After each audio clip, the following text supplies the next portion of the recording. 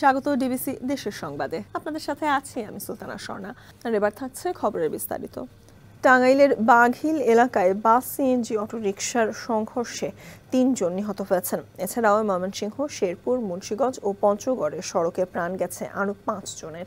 টাঙ্গাইলের ধনবাড়ি জামালপুর আঞ্চলিক সড়কের বাঘিল এলাকায় দুপুরে মাহি পরিবহন বাসের সঙ্গে সিএনজি অটোরিকশার সংঘর্ষ হয়।